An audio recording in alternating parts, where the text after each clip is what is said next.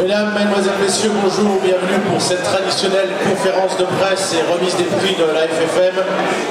Je voudrais tout d'abord saluer les personnalités présentes ici avec nous aujourd'hui, à commencer par Anne Cosolino qui représente le secrétaire d'État au sport Thierry Braillard, Jean-Pierre Mougin, vice-président du CNOSF, Nathanaël Gagnère, délégué général de la FFMC, René Geneviève du CNPA, ainsi que les représentants des partenaires de la FFM et nos grands organisateurs, la CO du Mans avec Frédéric Lénard, le circuit de Nevers-Manicourt avec Serge Saulnier, la Rivière Organisation avec Sophie Casanova, organisateur du Bol d'Or et du Supercross Paris-Lille, Claude Michy, organisateur du Grand Prix de France Vitesse, Jean-Marie Boissonneau, Philippe Lecomte et Claude Mazzini, organisateurs des Grands Prix de France de motocross et du motocross des Nations.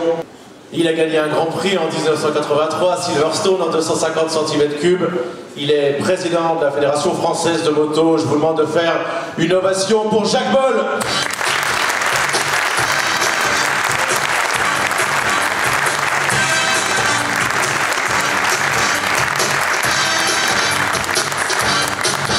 Bonjour Président. Bonjour Rémi, bonjour à toutes et à tous.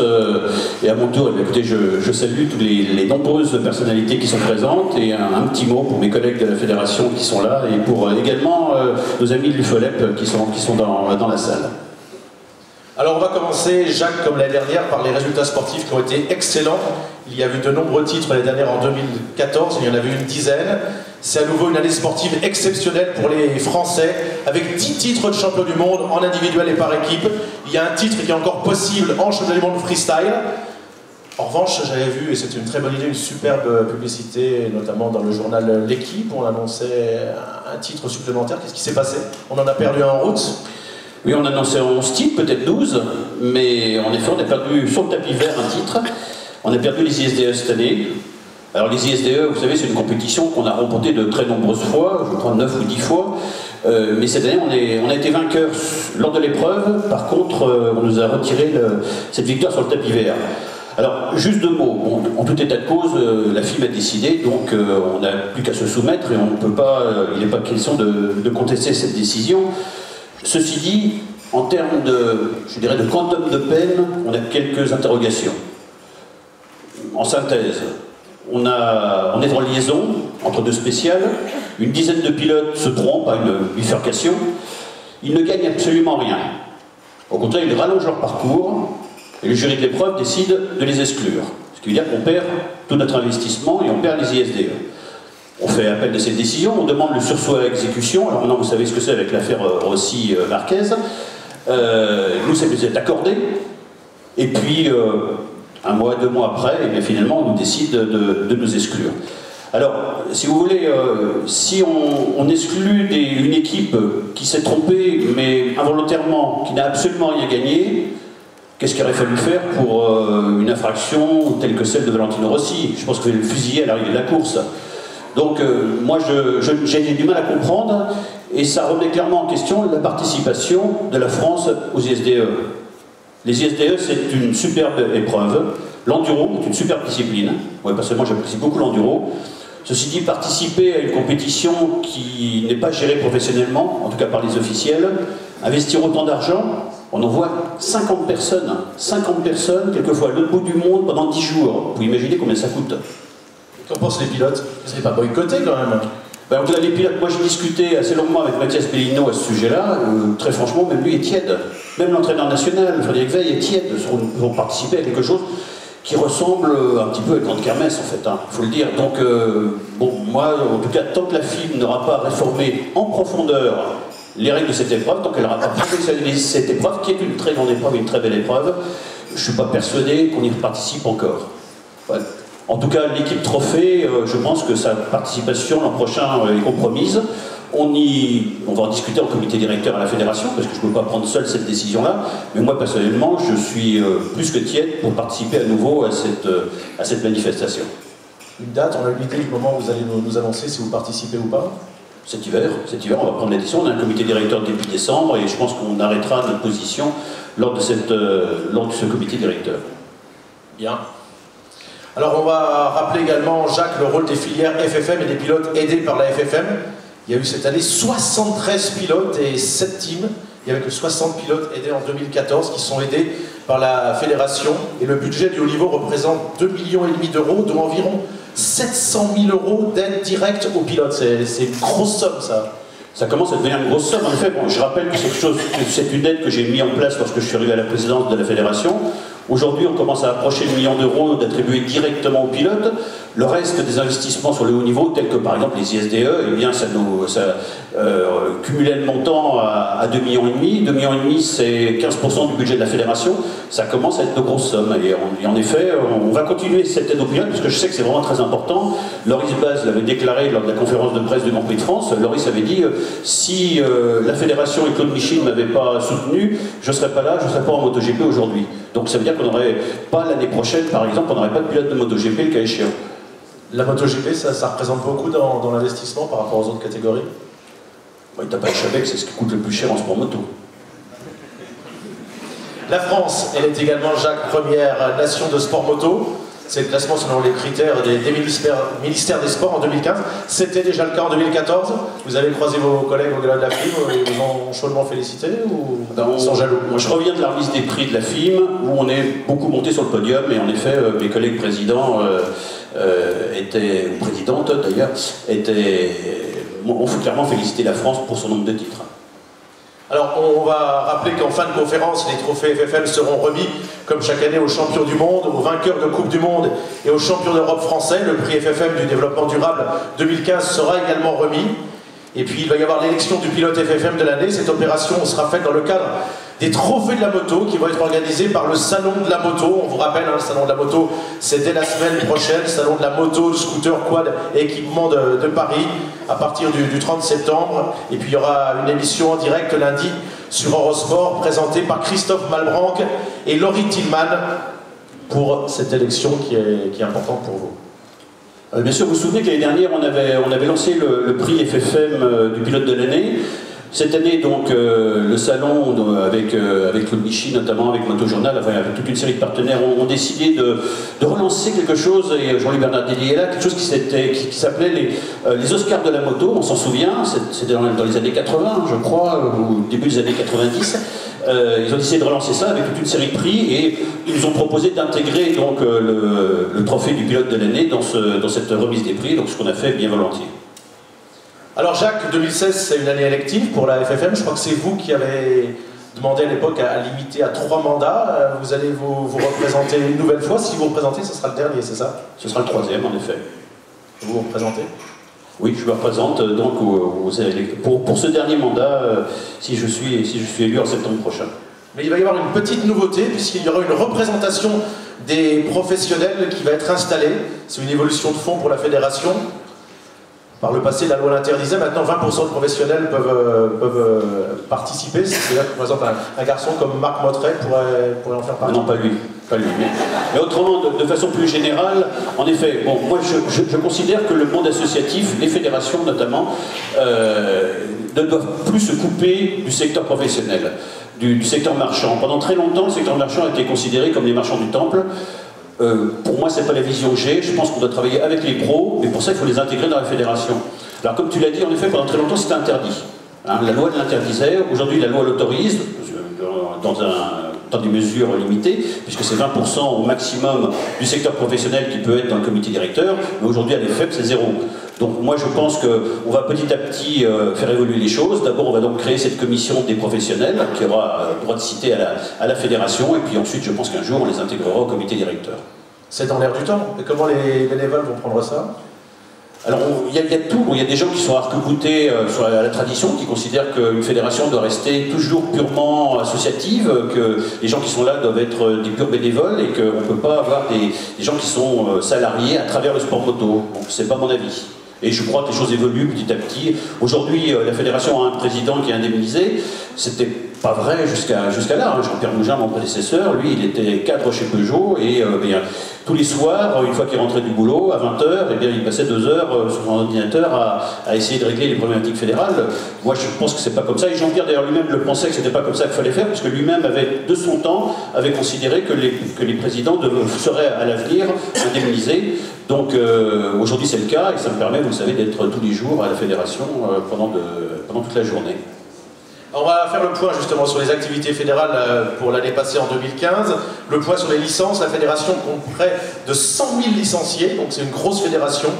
Les licences exactement et les titres de participation. Donc ça, le ministère fait le distinguo.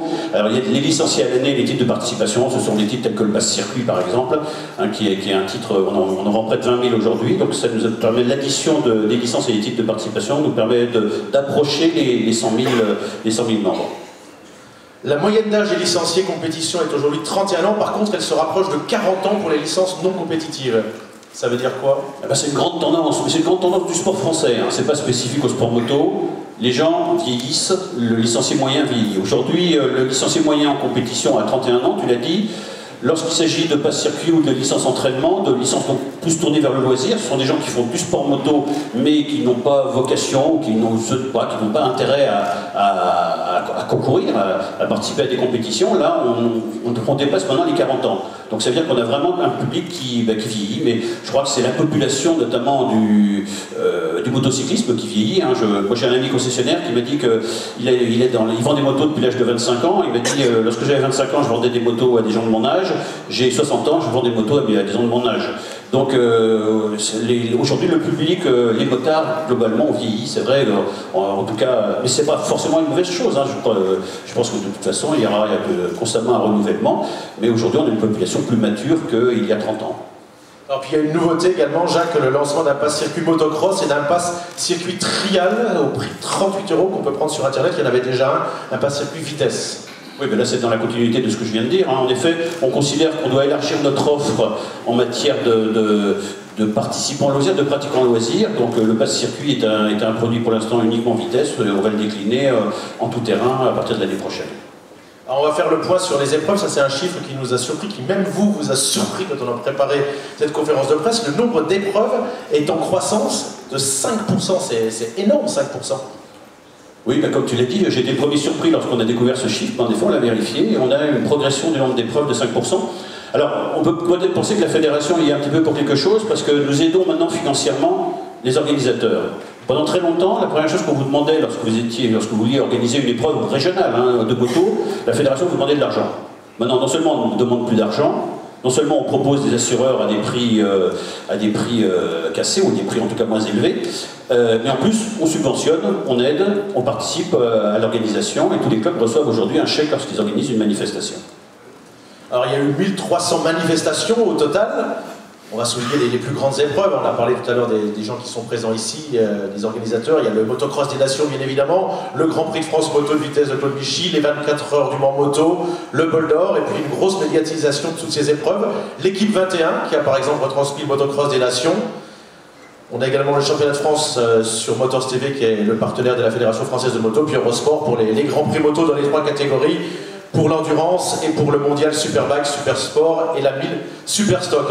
Et puis en 2016, Jacques, il va y avoir un trial des nations qui va avoir lieu en France. Ce sera Isola 2000. Oui, absolument. On accueille régulièrement donc, des courses. Vous savez, chaque année, il y a dans toutes les disciplines, sauf en vitesse, il y a une course par équipe qui est organisée. C'est-à-dire que chaque pays envoie ses meilleurs représentants, et ce sera le trial cette année. C'était le motocross à Ernée en 2015. En 2016, ce sera le trial Isola. En espérant un aussi grand succès. Il y aura le sidecar cross également des nations, qui aura lieu en Saône-et-Loire à Dardon-Guignon. Oui, c'est une discipline où on peut être titré l'année prochaine. Hein, on a un équipage français qui a fini deuxième du championnat du monde en 2015, et il y aura donc à Dardon-Guignon, c'est dans le 71, si je ne m'abuse, hein, c'est bien ça, je crois que c'est dans le département d'origine. Et bien il y aura donc le sidecar cross des nations qui sera donc organisé sur ce circuit. Et puis alors, le mototour cher à Marc Fontan repart. Vous confirmez? Ça c'est une bonne nouvelle, hein. Vous savez que le Mototour avait disparu fin 2014, et bien en 2016, OSE a décidé de relancer cette opération un petit peu sur un format un petit peu différent du précédent, mais on aura donc de nouveau cette grande épreuve classique organisée en France en 2016. Jacques, il y a quelques années, vous nous aviez fait un petit peu peur, vous nous aviez inquiété avec le problème des assurances qui devenaient récurrents. Il semblerait que, c'est le cas depuis la dernière déjà, que ça continue, qu'il y a une éclaircie en vue. Oui, mais alors là, je répète régulièrement la même chose, hein. On a réussi à trouver des assureurs anglais qui ont figé le marché, c'est-à-dire qui ont arrêté les augmentations qui étaient prévues. Je vous rappelle que la tarification devait être multipliée par 10. Hein. Quelqu'un qui payait 1000 € devait payer 10 000 €, quelqu'un qui payait 10 000 € devait payer 100 000 € à terme. Hein. Les assureurs avaient prévu cette augmentation sur 5 ans environ. Bon, l'arrivée des assureurs anglais a permis de figer le marché, donc aujourd'hui il n'y a plus d'augmentation, on a même fait baisser un petit peu les prix. Ceci, ça ne durera que tant que nos assureurs anglais seront là et tant qu'il n'y aura pas de gros sinistres qui viendront plomber les stats. Donc pour l'instant, c'est pas le cas, pour l'instant on touche du bois. Ceci dit, l'épée de Damoclès, elle est toujours là. Et puis pour vous qui êtes juriste, Jacques, il y a une proposition d'assurance responsabilité civile en 2016 pour les épreuves de trial et d'enduro. Oui, c'est un détail, mais qui n'est pas totalement neutre pour les clubs d'enduro ou de trial. C'est-à-dire que jusqu'à maintenant, les assureurs anglais refusaient d'assurer ce type d'épreuve, et on a réussi à les convaincre de le faire dès l'année prochaine. Donc ça veut dire que les prix vont baisser dans ces disciplines, les prix de l'assurance. Merci Jacques. On va appeler maintenant notre confrère Maxime Martin, qui est spécialiste du motocross, et qui va s'entretenir de cette discipline avec vous. Bonjour Maxime. Bonjour Maxime. Bonjour Rémi, bonjour Monsieur le Président, bonjour à tous. Effectivement, motocross. Alors les aides fédérales vont également du côté du rachat des circuits de motocross. Quel est le bilan de cette saison 2015 et quelle direction vous allez prendre? Alors c'est une démarche, encore une fois je le rappelle, une démarche de sauvegarde. Hein. C'est-à-dire qu'on n'a pas vocation à avoir des biens un peu partout en France uniquement pour avoir le plaisir d'avoir du foncier.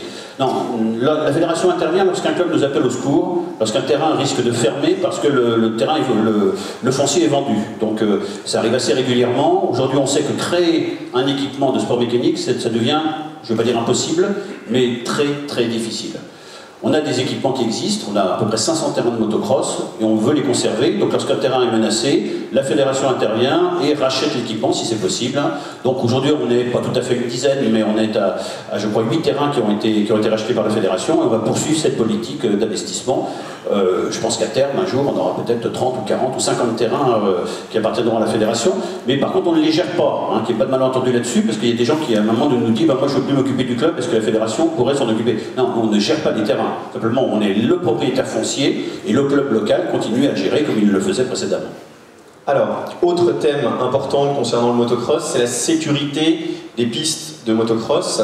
Vous avez débuté déjà ce travail depuis 2 ans, notamment avec Olivier Robert. Où en sommes-nous? Combien d'experts vous avez formés dans ce domaine-là? Combien de circuits vous avez pu visiter? Et vers quelle direction on prend également pour le futur? Alors à la fédération, nous avons 2 personnes qui sont salariées par la fédération dont la mission est d'inspecter les circuits. On doit être pas loin de 400 visites, hein, je crois, parce qu'il faut les inspecter, les revisiter derrière, vérifier que les travaux ont bien été faits. Bon, en effet, je l'ai déjà dit, mais autant l'évolution en termes de sécurité sur les équipements avait été vraiment très importante en matière de vitesse, hein, entre un circuit des années 2015 et des années 75-80, il y avait vraiment une évolution tout à fait considérable. Pour autant, les terrains de motocross n'avaient quasiment pas évolué. Un terrain de motocross de 1980, un terrain de motocross d'aujourd'hui, ou d'hier, on va dire de 2012, 2013, c'était le même. C'était le même. Pourtant, les motos allaient plus vite, sautaient plus haut, les suspensions ont bien progressé, les moteurs ont progressé.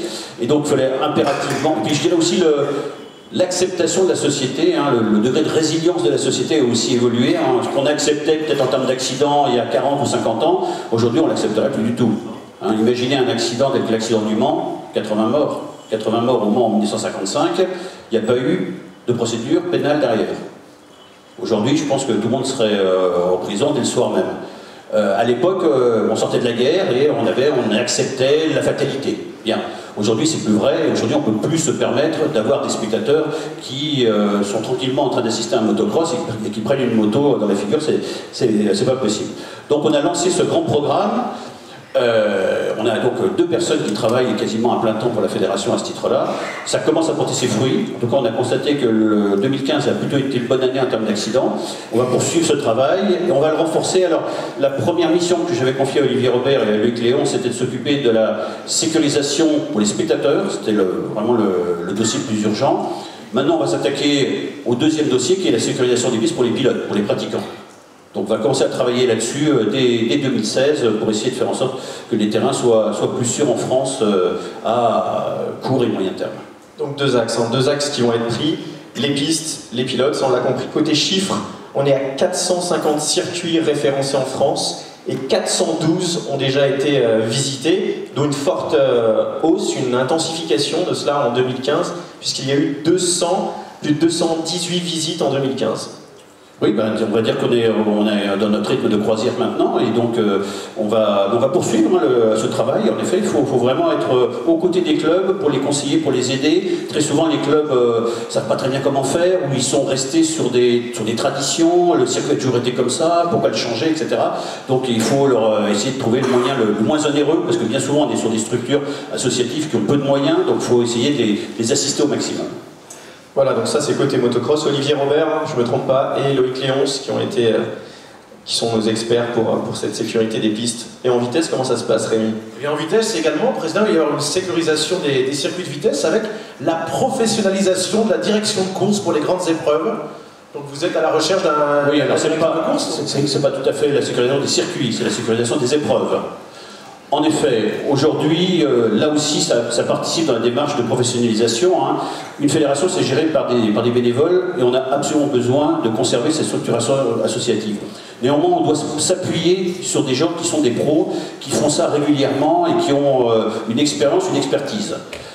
En matière de direction de course, en vitesse, on n'était plus tout à fait au niveau. Hein, je dirais qu'aujourd'hui, on avait des performances sans doute qui étaient moins bonnes, la fédération avait des performances moins bonnes que précédemment, et on pense aujourd'hui qu'il est temps maintenant de professionnaliser cette mission. C'est une mission où vous prenez des responsabilités énormes, hein, énormes. Vous imaginez que, justement, dans la judiciarisation actuelle, un directeur de course, dès qu'il fait une faute, il est tout de suite mis en examen, et c'est le cas aujourd'hui. Aujourd'hui, j'ai des directeurs de course qui sont mis en examen, aujourd'hui, sur des affaires quelquefois très anciennes, mais c'est le cas. Donc il faut aujourd'hui professionnaliser cet aspect-là des choses. J'en ai parlé au comité directeur, et on pense en effet qu'on va, dire maintenant court terme, avoir un professionnel pour diriger les épreuves de vitesse. Alors, il faut quelqu'un qui connaisse évidemment très bien la compétition moto. Il sera plus défrayé, non? Vous avez parlé de bénévolat, maintenant ça veut dire que ce sera un professionnel, il aura un salaire? Oui, c'est je crois la définition du professionnel. Oui. Vous avez une idée? Vous avez déjà pris contact avec quelqu'un? Oui, j'ai déjà des contacts, il y a déjà un garçon qui nous intéresse et on est en train de négocier notamment son salaire avec lui. On va parler du sport au féminin maintenant, une activité qui s'est développée au travers du comité féminin FFM, avec des stages encadrés qui sont organisés sur circuit et en enduro. Il se développe aussi des épreuves comme un enduro féminin 100%, l'Endurose, qui a vu le jour en 2015, il y avait quand même 40 participantes, et il y en a 3 qui vont être organisées en 2016, Jacques. Oui, alors ça c'est une volonté qui remonte à il y a plusieurs années, notamment du ministère des Sports, de faire en sorte que les fédérations élargissent leur offre aux féminines. Donc nous, on n'échappe pas à ce principe, et on travaille dessus, même si, soyons clairs, hein, le sport moto ne sera jamais un sport très féminin. En tout cas, on aura notre nombre de licenciés, à mon avis, sera difficilement à parité. Néanmoins, on veut améliorer l'offre, et lorsqu'on propose un produit intéressant, et je pense notamment en effet à cette épreuve d'enduro, eh bien on arrive à réunir autour de cette compétition un nombre relativement important de jeunes filles, et donc on va essayer de développer ça et de poursuivre cet investissement, notamment en vitesse d'ailleurs. Il y aura une course 100% féminine en vitesse en 2016 au Mans, lors des 24 heures du Mans Moto. Oui, absolument, c'est quelque chose de nouveau. Ça fait très longtemps qu'il n'y avait pas eu en vitesse des courses réservées aux filles, et donc avec la CO, on a donc décidé de mettre une compétition de ce type en place donc, dès les 24 heures du Mans 2016. Juste par curiosité, c'est quoi le pourcentage de femmes licenciées de la Fédération Française de Moto? Alors là, tu sais, c'est tout à fait le type de questions qui sont un peu pièges, parce que si tu prends l'ensemble des licenciés, c'est 4%. Mais si tu prends uniquement les pratiquantes en compétition, parce qu'il y a beaucoup d'officiels, et notamment il y a une relative parité chez les officiels, par contre, qui sont licenciés également. Par contre, si tu prends uniquement les pratiquants, on est sur 2,5%. Merci. On va maintenant passer au plan du sport, en faisant le point sur les championnats de France. On va commencer, Maxime, avec le motocross. Effectivement, le motocross est le championnat de France élite.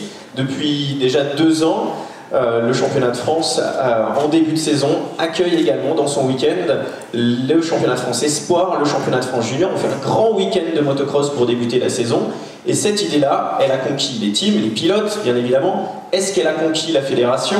Et est-ce que la fédération veut continuer dans ce sens-là? Alors oui, moi personnellement je suis convaincu depuis longtemps.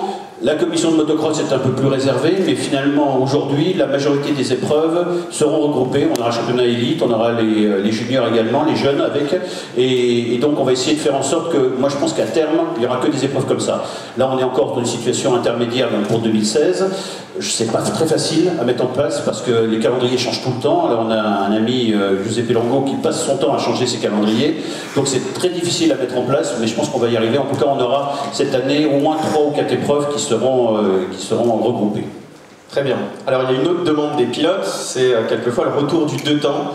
On connaît le championnat de France junior qui se pratique en 125 2 temps, mais ceux qui ont plus de 18 ans, eux aussi aimeraient rouler en 125 2 temps. Qu'est-ce que vous pouvez faire pour ça? Ce sera possible dès l'année prochaine, parce que comme tu le sais, on a donc décidé de remettre en place une catégorie avec des 125 de temps. L'énorme avantage, c'est les coûts. On sait très bien que le 4 temps présente sans doute des points positifs, mais par contre il a un gros défaut, c'est que c'est beaucoup plus cher. Le 4 temps, c'est beaucoup plus cher que le 2 temps. Donc dès l'année prochaine, il y aura un championnat de France 2 temps ouvert aux gens qui ont plus de 18 ans. Effectivement. Merci Maxime. On va passer maintenant à une discipline ancienne, que l'on pratique depuis plus de 80 ans, c'est le motoball. La moto électrique se développe, Jacques, avec de réelles avancées, puisque sous l'impulsion de la FFM, des motos ont été développées par Electric Motion et achetées par des clubs, notamment Neuville de Poitou. L'objectif en 2020, c'est un championnat avec 100 machines. Championnat sans électrique. Et par contre, vous avez acheté 20 motos. Bon, alors je vais reprendre, Rémi. C'est donc un championnat avec 100% de machines électriques. Parce qu'un championnat sans machine, ce sera, bon, on peut toujours le faire, mais je suis pas sûr que ça passionnerait les gens. Donc, en effet, le problème que l'on a sur le motoball, c'est que, comme tu l'as dit, c'est une discipline ancienne, c'est une discipline qui remonte aux années 30. À l'époque, les stades de matchs de motoball étaient à l'extérieur des villes, souvent relativement éloignés donc, de l'agglomération. Puis l'agglomération s'est étendue. Aujourd'hui, il y a des maisons tout autour. Et petit à petit, on voit, généralement pour des raisons de nuisance sonore, les stades fermés, les clubs fermés, un après les autres. Et donc, alors qu'on avait près de 50 clubs il y a encore 30 ans, aujourd'hui, on a tout juste de quoi monter un championnat de France. Et si on veut que ça perdure, si on veut que cette discipline perdure, il faut faire en sorte de faire moins de bruit.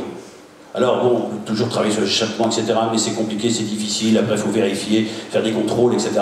Il y a une autre solution, c'est l'électrique, parce que les machines électriques correspondent parfaitement à ce que l'on recherche sur une moto de motoball. Des accélérations très courtes, une durée de match relativement courte aussi. Vous savez, le problème des électriques, c'est l'énergie qu'on peut stocker. Les motos électriques donc, ont un profil qui peut parfaitement correspondre à ce qu'on recherche sur un match en la matière. Donc on a fait fabriquer un prototype par Electric Motion, qui est une entreprise française. Il se trouve que ce prototype est parfaitement performant, autant, voire plus performant que les machines thermiques. Donc la fédération s'est portée garante d'une série de 20 machines, c'est-à-dire que si elles ne sont pas achetées, c'est nous qui les achèterons. Enfin. Et on a proposé donc ça aux clubs. Donc les clubs ont commencé à en acheter. Aujourd'hui, il y en a à peu près la moitié qui sont vendus. Les clubs qui la testent considèrent que c'est efficace, ça fonctionne bien. Donc notre but à nous, c'est de faire en sorte que toutes les machines soient électriques en 2020. Donc on travaille là-dessus, on a donc aujourd'hui une machine performante, on a une série qui a été fabriquée, les clubs les testent, une fois qu'ils se seront appropriés ces machines, une fois qu'ils auront tous constaté qu'elles sont performantes, eh bien je suis persuadé que on aura sans grande difficulté un championnat 100% électrique. Et donc vous avez un gros investissement cette année puisque vous avez acheté plusieurs machines. On est garant sur 20 machines, chaque machine c'est 12 000 €, donc tu fais le calcul. 240 000. 240 000 €. Le trial maintenant, Jacques, création d'une catégorie spécifique électrique en 2016 également. Oui, bah alors là par contre ça fait Electric Motion, toujours la même entreprise, depuis longtemps engage une moto électrique en trial. Elle a été championne de France en S2, alors le S2 c'est une catégorie intermédiaire, hein, c'est pas la catégorie la plus élevée en trial, mais c'est néanmoins une catégorie avec des gens qui sont pas des débutants, et elle a été championne de France. Donc la commission s'est dit, bah, écoutez, l'année prochaine on va essayer de faire en sorte de créer un championnat de France pour créer une émulation autour de cette machine électrique. Là encore le trial on a besoin d'énergie, mais sur des moments très court, donc on va dire que le stockage que l'on peut avoir dans des batteries sur des machines de trial électrique est suffisant, et on peut faire donc une compétition de trial avec une moto électrique. Juste un petit mot très court, l'électrique, vous le réservez pour l'instant au motoball et au trial. Motocross, vitesse, non, pour l'instant, c'est pas crédible. Voilà. C'est pas crédible d'avoir en motocross, en enduro ou en vitesse. En vitesse, on a vu le championnat que la FIM avait essayé de lancer. Ça coûtait vraiment une fortune, réellement. Hein, et bon, c'était une efficacité. Même si à la fin, on avait des machines qui atteignaient donc les 200 km à l'heure. Mais à quel coût, à quel prix? Donc ça devenait un peu ridicule. D'ailleurs, elles étaient 3 ou 4 ou 5 au départ. C'était pas très sérieux. Donc d'ailleurs, la FIM a arrêté ce championnat d'ailleurs. Donc pour l'instant, nous, on va rester à notre niveau sur le motoball et le trial. Jacques, la vitesse, création d'une catégorie objectif Grand Prix en championnat de France Superbike ouverte aux jeunes à partir de 12 ans. C'est une idée chère à Thierry Capella que j'ai aperçue ici. Oui, ben, Thierry et la fédération, on avait fait un constat depuis longtemps, enfin tout le monde l'avait fait, c'est qu'il y avait un trou dans notre programme de formation des jeunes. Et un garçon qui réussissait en Coupe Yamaha par exemple, la seule possibilité qu'il avait ensuite c'était d'aller faire du 600 par exemple. Donc on a voulu trouver une catégorie qui permette à un garçon de rouler sur une moto de course, hein, à des coûts raisonnables. Parce qu'évidemment pendant longtemps le Moto 3 existait, mais le Moto 3 ça coûte une fortune. Donc d'ailleurs la fédération a arrêté ce championnat parce qu'on n'avait pas assez de concurrents. Donc on veut recréer donc un championnat, et le seul moyen d'avoir un nombre de participants suffisant, c'est d'avoir des coûts limités. Et donc on a notamment là aussi un programme avec Sherco, autre marque française, avec qui donc a travaillé sur un prototype. Et là également la fédération va se porter garante de l'achat d'un certain nombre de machines, puisque le problème pour un fabricant, c'est le nombre de machines que vous construisez. La première machine coûte très cher, la deuxième beaucoup moins cher, et la 100 millionième coûterait du tout. Donc, si vous voulez, le problème que nous demandent les fabricants, c'est qu'ils sont d'accord de les faire, mais à condition d'avoir une garantie de série minimum. Les jeunes font également l'objet d'une attention particulière avec la mise en place de l'école itinérante Moto FFM. Il y aura 9 dates. Il y a eu 9 dates et 16 journées en 2015, et comment ça va se passer pour la saison prochaine? Et puis ça concerne quel type de jeunes, quel âge? Voilà, il faut expliquer ce que c'est. En fait, c'est une structure itinérante donc, qui va sur des circuits, enfin, ou sur des sites, et qui propose à des jeunes qui généralement n'ont jamais fait de moto de découvrir la moto. Donc il y a plusieurs centaines de garçons et de filles qui ont pu découvrir la moto par ce biais. Certains, je pense, vont rester dans le sport moto, et en tout cas, c'est une initiative qu'on veut faire, qui vise à élargir notre spectre de jeunes qui découvrent la moto, de façon à avoir plus de jeunes qui arrivent en sport moto. Donc on va poursuivre cette expérience, parce qu'elle a été très intéressante en 2015. Avant de conclure, Jacques, je crois que vous vouliez dire un mot également sur certains pilotes qui sont absents aujourd'hui. Ah oui. Oui. Alors, la majorité des garçons qu'on a invités à cette remise des prix, les filles, je ne sais pas s'il y a une fille, je ne crois pas qu'il y ait une fille cette année, mais la majorité des sportifs qu'on a invités sont présents. Néanmoins, il y en a quelques-uns qui ne sont pas là. Alors, il y en a qui sont vraiment totalement excusés. Je pense notamment à nos militaires, à nos enduristes militaires. Ils sont consignés dans leur caserne en raison de l'état d'urgence, et on a une pensée pour eux. Il y en a d'autres qui sont soit aux États-Unis, Gauthier Paulin ou Marine Musquin, par exemple, sont aux États-Unis. D'ailleurs, Gauthier nous a fait un petit mail pour s'excuser de son absence, et un petit mail vraiment très sympathique où il remercie beaucoup la fédération pour notre investissement sur les nations notamment. Il y en a d'autres qui sont en essai, je pense que Magdi Miglio par exemple est en train de faire des essais dans le sud de l'Espagne. Mais il y en a certains qui ne sont pas là parce que simplement ils ont peur de venir à Paris aujourd'hui. Alors ça peut sembler paradoxal que des garçons qui prennent toute l'année des risques conséquents, aujourd'hui ne souhaitent pas venir à Paris parce qu'ils considèrent que c'est trop dangereux. Et puis d'autre part, sur le fond, moi je dirais que aujourd'hui, ne pas venir à une remise des prix, c'est un petit peu céder à ceux qui veulent le faire peur. Moi je considère que c'est pas à Daesh de décider si on veut participer ou pas à une remise des prix. Et je pense que, en tout cas je tiens à remercier et à féliciter tous ceux qui sont venus en toute liberté, puisque la liberté c'est ça, c'est de venir participer à une remise des prix par exemple. On va remercier.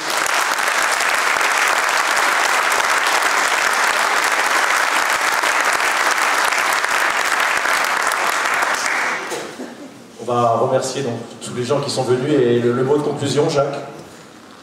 C'est à moi de faire le mot de conclusion chaque année. Mais écoutez, alors encore une fois, parce que je dois faire le mot de conclusion, mais après il y a la remise des prix quand même, je te rappellerai. Il va y avoir la question les questions. Oui, bon, alors c'est avant. Question pour vous inquiétez pas. D'accord. Avant les questions de la salle, ben simplement, bon, en 2 mots, merci encore une fois d'être présent. Ça me fait vraiment plaisir d'avoir chaque année un nombre aussi important de personnalités. Et puis ben, nous, on va essayer à la fédération, en tout cas moi si je suis réélu, on va essayer de continuer à travailler, d'avoir encore plus de titres et puis de faire en sorte que le sport moto se porte de mieux en mieux. Merci.